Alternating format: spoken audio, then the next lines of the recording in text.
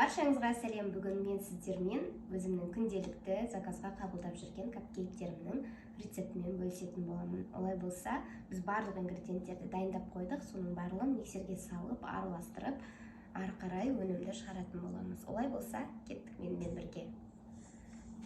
Ол үшін ең бірінші миксеріміздің чашысына 5 жұмыртқаны жаратын боламын. Бұл жерде 2,5 есе көбейтілген вариант. Себебі бізде капкейктердің заказы көп болып тұр. Келесі кезекте 2,5 есе көбейтілген қантымызды саламыз және осы екеуін араластырып миксерде көпіртіп аламыз. Бұл пока араласып жатқан кезде біз міндетті түрде айранымызға ас содасын салып көпіртіп аламыз, яғни ас содасы мен айранды әрекетке түсіреміз.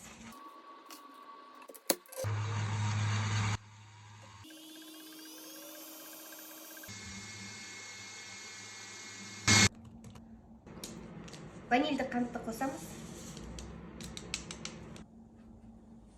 Сұйық маймен сары майды араластырып, ерітіп, осыны қосамыз. Барлығын жақсылап араластыратын боламыз. Ұнымызды салып дайындап алдық. Енді осы ұнның үстіне разрыхитель саламыз да жақсылап араластырамыз. Миксердің бірінші жылдамдығында өте баяу араластырып бастаймыз. Біздің капкейктеріміз араласып болды. Мен пешімді қосып қойдым. Енді капкейктерімізді формаға салуымыз керек болады. Мінекей біздің массамыз дайын болды. Енді бұл жерде біздің мына массадан қанша штук шығатынын тек өлшеп қана біле аламыз.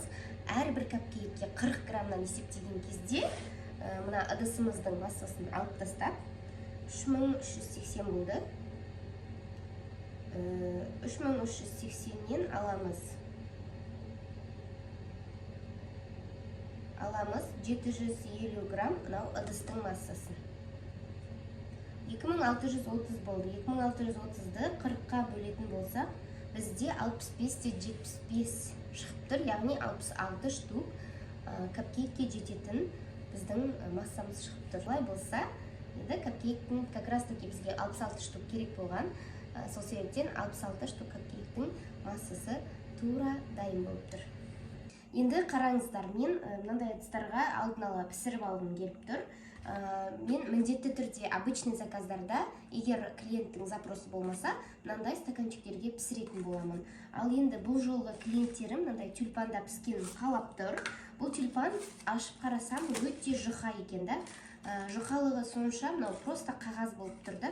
Бұл тек сәндік үшін жасалған секілді, және де бұл көп жағдайда әдемі түр беру үшін сыртының барлығына майланып кетеді. Поэтому мен қазір сіздерге көрсететін боламын. Мынаған пісіріп, осыдан алып тюльпанның ішіне салатын боламыз, чтобы біздің қағазымыз кір болып лас болып кетпес үшін. Піскен қағаз ол міндетті түрде кірленеді. Егер май өткізбейтін ішінде мынандай жылтыры болса, онда ол май өткізбеуші еді. Ал мына жағдайда бізде тек қана пергаментный бумага ұқсап май өткізетін қағаз болып тұр. Сол себептен мыналарға пісіретін боламыз. Тюльпандарға пісіру үшін мынандай бізге формочка керек болады.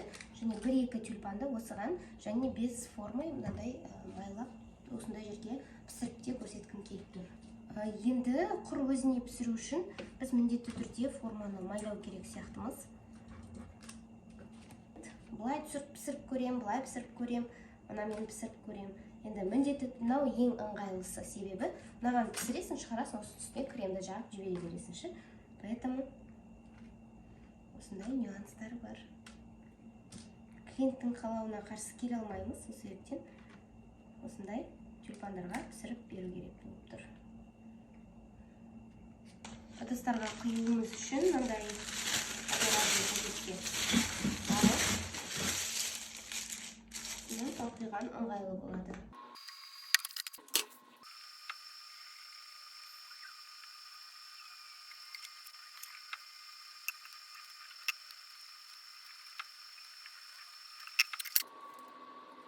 Мынандай қылып пісіріп жатырмын.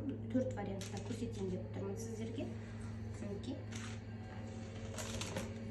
капкейктерімізді пісіруге жібердім. Верх низ, яғни ешқандай индукцияны қоспай, ешқандай желдетуді қоспай, верх низ режимінде пісіргеніңіз абзал. Мынандай және мынандай ыдысқа салған капкейктеріміз әдемі болып көтеріліп шықты да, ал бірақта силиконовыйға салған капкейктеріміз мынандай болып біртүрлі формада болып қалды.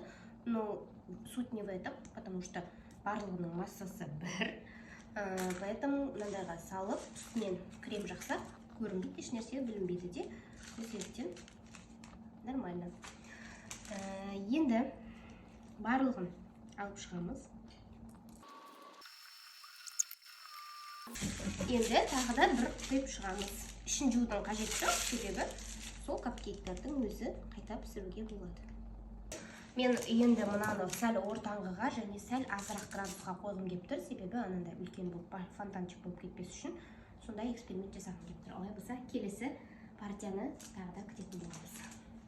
Партия өте әдемі болып шықты біріншіге қарағанда, бірінші капкейктерімізге қарағанда, және де не себепті? Себебі мен пештің қызуын төмендеттім және ортаңғы қатарға пешке қойдым. Яғни біріншісінде екі противен қатар тұрғандықтан біреу төменде, біреу жоғарыда болып қалған болатын. Сол себептен тақ ортасына қойғаннан осындай әдемі капкейктер дұрыс көтерілді. Мінекей менің капкейктерім дайын болды. Жаңағы сіздерге көрсеткен әдіс бойынша астының барлығын клейлеп шықтым. Байқап отқандарыңыздай, мінекей капкейктеріміз мүлдем қозғалмайды. Енді кремімізді дайындап, осылардың бетінің барлығына розовый әдемі нежный кремді жағып шығатын боламын. Ал олай болса, біз кремімізді жасауды бастаймыз. Миксердің ыдысы таза, құрғақ болу қажет. Салқындатып алсаңыздар да болады, жылы күнде жұмыс жасайтын болсаңыздар, ыстық күнде жұмыс жасайтын болсаңыздар. Ол үшін бізге крем-чиз керек бірінші, яғни творожный сыр. Патейіндер тұр, менде осыны бітіріп, екіншісін ашатын боламын. Олай болса, ыдысымызға өлшеп саламыз.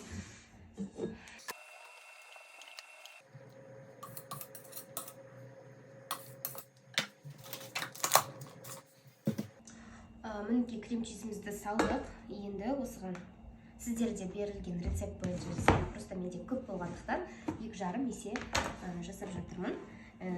Бізде сахарная пудра, кремге міндетті түрде сахарная пудра пайдаланғандарыңыз абзал.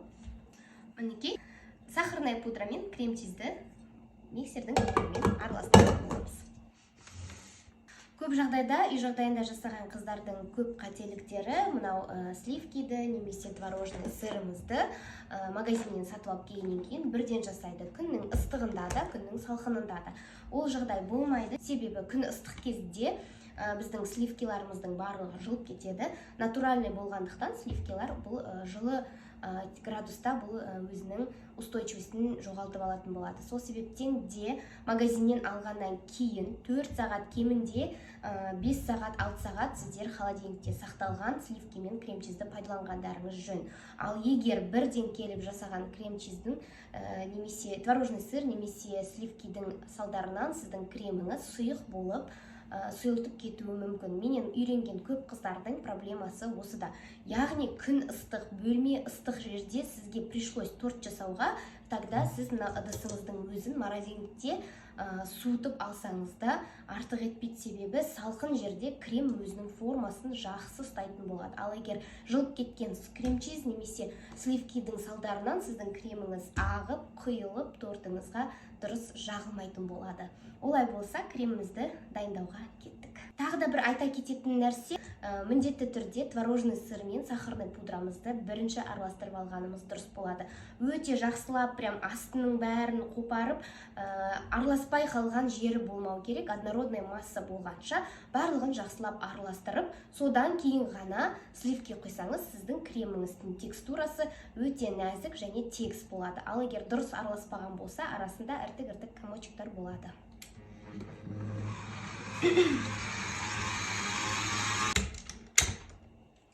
Мен осылай крем-чизді араластырып атқанда, ортасында тоқтатып, лопатканың көмегімен арасын бір ашып, араластырып аламын. Міндетті түрде астында миксердің венчигі тимейтін жерлер болады. Сол себептен барлығын осылай жақсылап түсіріп, бөлек-бөлек араластырып,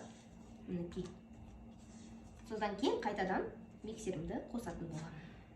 Мұқият қарағандарыңыз дұрыс, себебі іртік болмау керек. Кремнің текстурасы өте нәзік әрі тегіс болғаны абзал.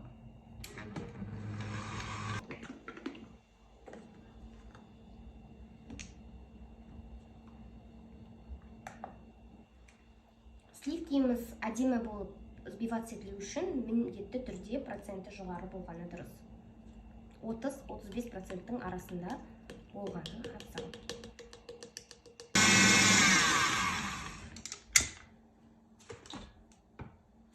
Мінекей біздің устойчивый креміміз дайын болды. Тортқа да, капкейкке де осындай кремді пайдалансаңыздар болады.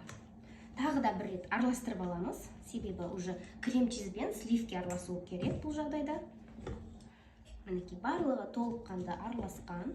Араластырып лопатканың көмегімен арасындағы ауаларын шығарсақ та болады. Содан кейін тағы да бір рет араластырып миксердің көмегімен, содан кейін жұмысқа көшетін боламыз.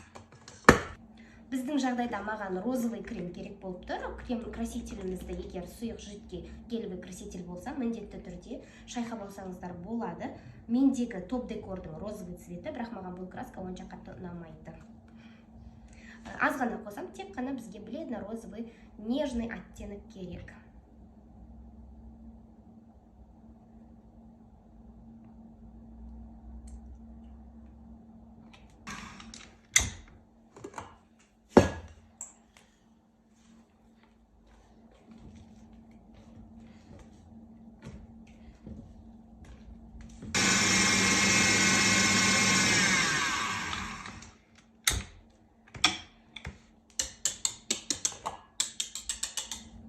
Біздің креміміз дайын.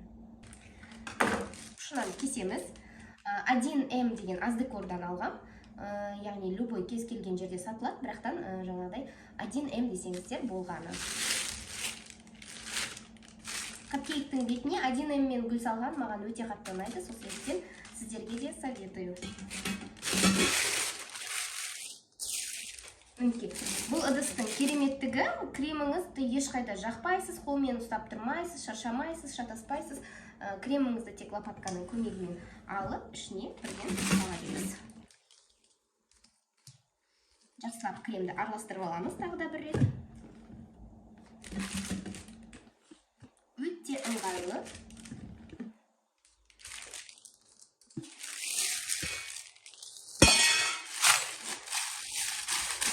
Осылай көтере қоясыз.